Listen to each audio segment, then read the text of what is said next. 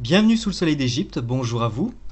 Quatrième partie de nos vidéos consacrées au calendrier égyptien et à la temporalité en Égypte ancienne, dans laquelle nous verrons les jours et les heures. En Égypte ancienne, les jours sont de 24 heures chacun. Les Égyptiens ont divisé la durée du jour en 12 heures diurnes et 12 heures nocturnes. La durée du jour varie selon les saisons, plus vous vous éloignez de l'équateur. Vous le savez, les heures du jour sont plus courtes en hiver et plus longues en été selon la latitude où l'on se trouve. Cette inégalité est due à l'inclinaison de 23 degrés de l'axe de rotation de la Terre par rapport à la perpendiculaire au plan de l'écliptique, le plan que fait l'orbite de la Terre autour du Soleil. En guise d'illustration, voici un court extrait d'une vieille émission qui s'appelait Tous sur orbite, et qui nous montre les solstices et les équinoxes.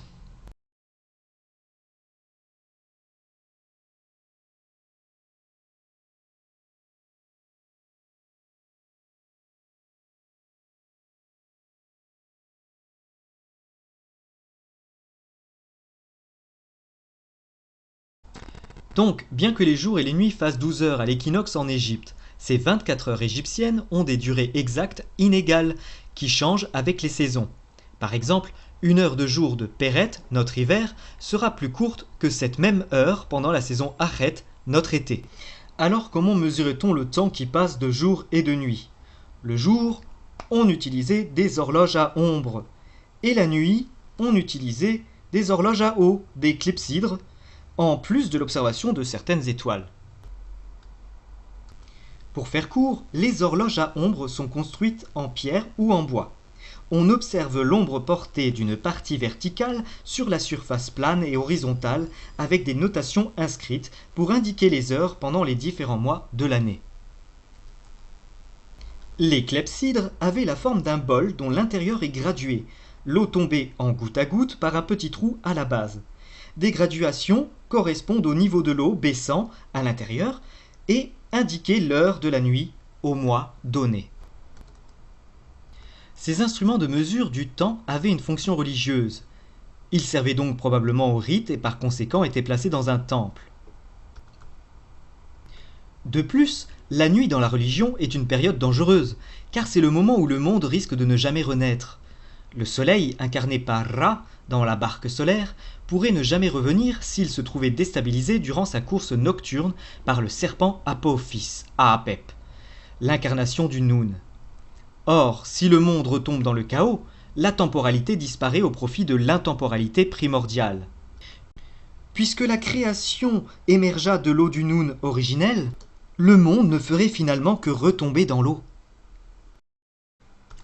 Le jour, on utilisait aussi des cadrans solaires, un gnomon, une horloge à ombre, formée d'une tige verticale projetant l'ombre du soleil sur un écran horizontal annoté, qui permet ainsi de mesurer la hauteur du soleil au-dessus de l'horizon.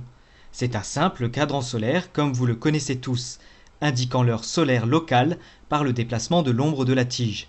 Comme par exemple, ce cadran retrouvé dans la vallée des rois en 2012, le plus vieux connu en Égypte, ou bien ce cadran moderne qui est à Metz avec cette jolie phrase « Passant, prends le temps, sinon il te prend ».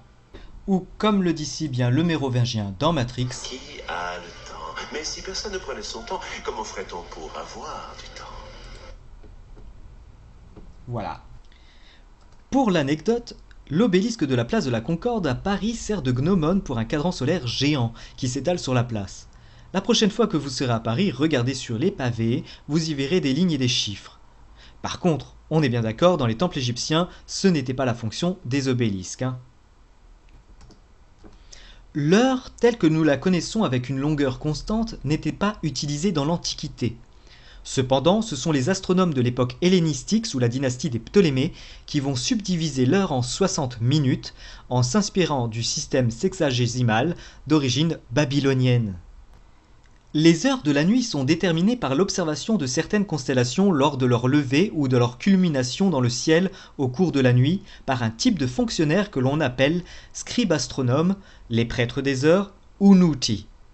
C'était la profession de Nart dont je vous montre souvent la tombe. Les prêtres des heures déterminent aussi l'avancement de l'année avec les décans. Les textes astronomiques subdivisent le ciel nocturne en 30 décans, suivant le lever de constellations et d'étoiles remarquables à certaines heures de la nuit dans la zone du ciel dite décanale. Chaque décan correspond à une décade dans le calendrier. C'est sur la bande de l'écliptique ou proche d'elle que défilent les constellations dites décanales, que l'on voit se succéder au cours d'une année. Elles constituent ce que l'on appelle la ceinture décanale, équivalent égyptien en gros de la ceinture zodiacale.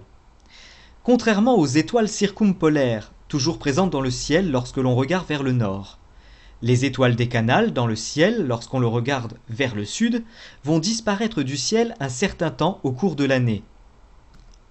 La dénomination décan de ces étoiles vient de ce qu'elles ont été choisies par les Égyptiens de telle sorte que chacune par sa réapparition à l'est, leur lever héliaque, inaugure une période de 10 jours. On retrouve la division des 12 heures du jour et des 12 heures de la nuit dans les grands textes funéraires qui ornent les tombes royales du Nouvel Empire, comme par exemple le Livre des Portes, nom donné par Gaston Maspero à un texte sacré qui apparaît pour la première fois dans la tombe du roi Horemheb et se retrouve dans les tombes royales jusqu'à Ramsès VI, et dont la version la plus complète est inscrite sur le sarcophage en calcite de Séti Ier. Ce livre relate le passage de l'esprit du défunt dans le monde de l'au-delà, correspondant au trajet du dieu soleil Ra sous la terre durant les 12 heures de la nuit. L'esprit doit passer à travers plusieurs portes à différents moments du trajet au pays des morts. Et ces portes sont gardées par des serpents dont il faut connaître le nom pour pouvoir passer.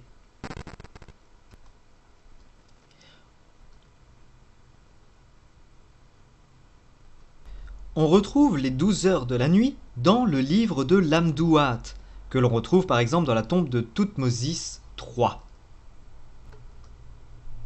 L'Amdouat, c'est le livre de ce qui est dans le monde souterrain.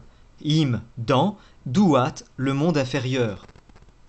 Ce texte sacré conte l'histoire du dieu Ra, dieu du soleil, parcourant le monde d'en dessous, le monde de la nuit quand le soleil se couche à l'ouest, et jusqu'à ce qu'il renaisse à l'est.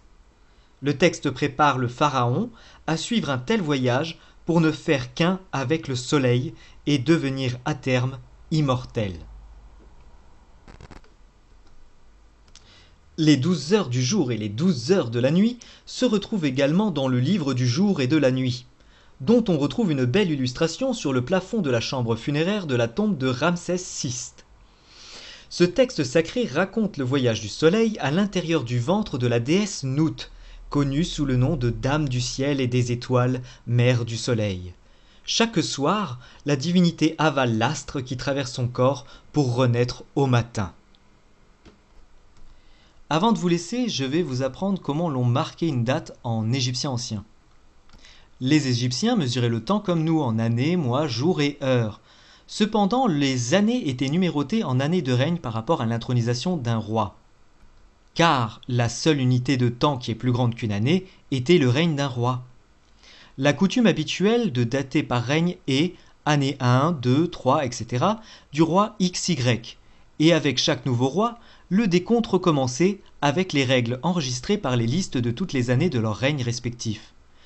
Les mois du calendrier civil, je vous le rappelle, sont numérotés mois 1, mois 2, mois 3 ou 4, selon leurs saisons respectives. Aret, Peret, Shemou. Par exemple, voici comment on indique une date civile. Rappelez-vous les mots que nous avons vus dans la partie 1 de nos vidéos consacrées sur les calendriers et la temporalité. C'est parti.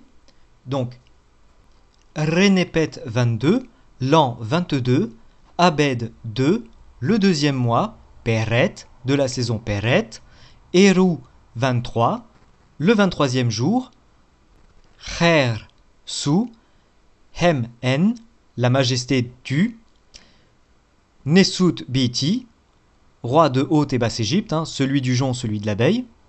Puis nous avons dans un cartouche le nom de couronnement du roi Thoutmôsis III, Men Kheper Ra.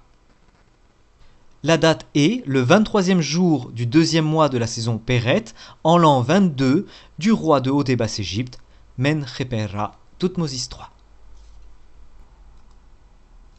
Regardons cet autre exemple concret sur la stèle du songe de Thoutmôsis IV qui se trouve au pied du Sphinx, dont je vous avais fait la lecture complète dans une vidéo. La date de l'inscription commence le texte à la première ligne. Le sens de lecture se fait ici de gauche à droite. Ça ne devrait pas être difficile, vous avez déjà vu les mots. Je vous laisse donc faire pause pour jouer le jeu et pour déchiffrer vous-même cette date. Juste la date, pas les noms du roi dans les cartouches. Voilà, faites pause. Vous n'avez pas fait pause, je vous vois. Allez, comme je suis sympa, je vous mets la translittération.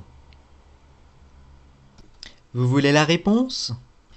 Eh bien, vous pourrez la retrouver en écoutant la vidéo consacrée à cette stèle. Le lien s'affiche en haut à droite. Voilà. Voilà, la vidéo est terminée. J'espère que la vidéo vous a plu. Abonnez-vous, commentez. Dites-moi en commentaire d'ailleurs si vous avez réussi le petit exercice. Et on n'oublie pas le petit pouce bleu, le Djebairtiou. A très vite pour une nouvelle vidéo. D'ici là, portez-vous bien. Au TEP!